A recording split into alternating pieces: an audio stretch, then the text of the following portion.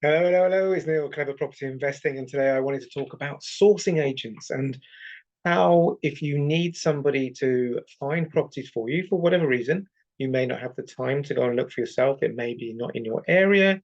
You may just not have the time to travel to different areas. You may just want to be an armchair investor and get somebody else to do the work for you.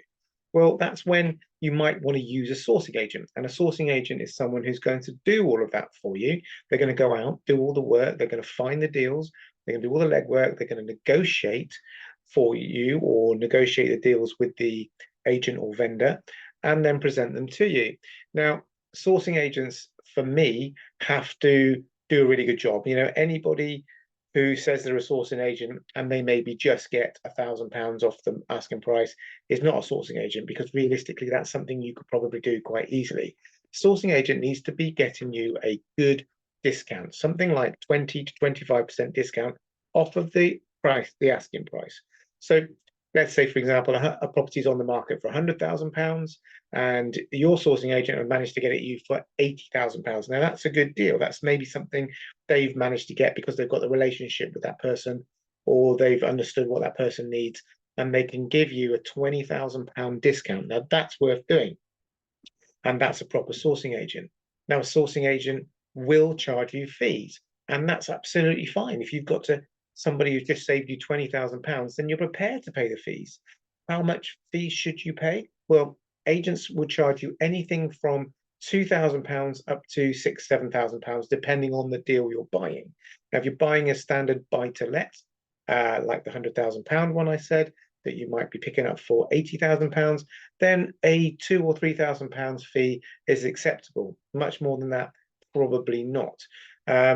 If you're buying something that's going to turn into a HMO that's going to generate a massive revenue for you, if it's going to generate you £1,000 a month, then realistically, you're going to have a much better return on investment. And if they've negotiated a good price for you there, then you could be charged somewhere in the region of £5,000 for that sourcing fee. That's fine if that's a good deal. And remember, you're only going to pay the source for a deal that fits your strategy. If your strategy is buy to let and you find a deal from them that works with your buy to let strategy, perfect.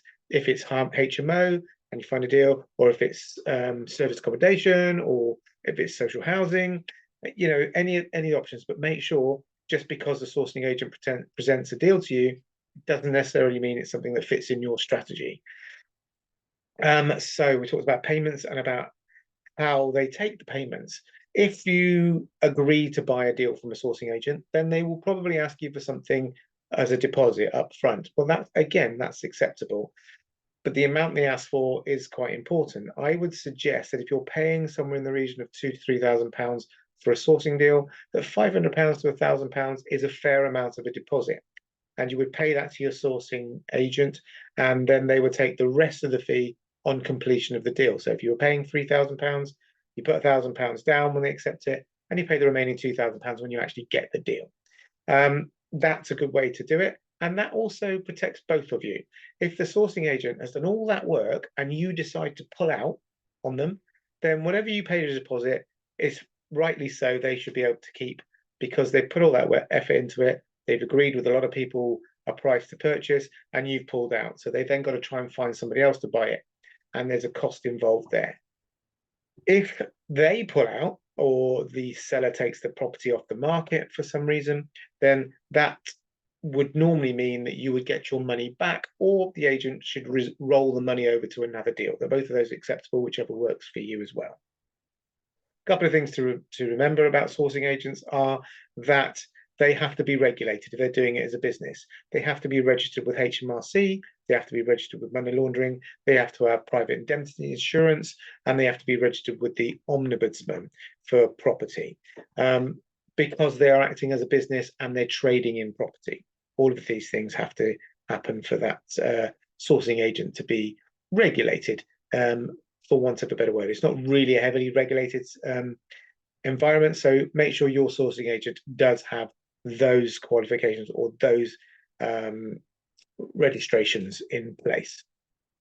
So that's it. Hopefully that's been useful for you, and you can go away and work with sourcing agents. If you need any more help or you want to chat about it, just book a call with me and we'll have a 10-minute chat, see if I can help you any further.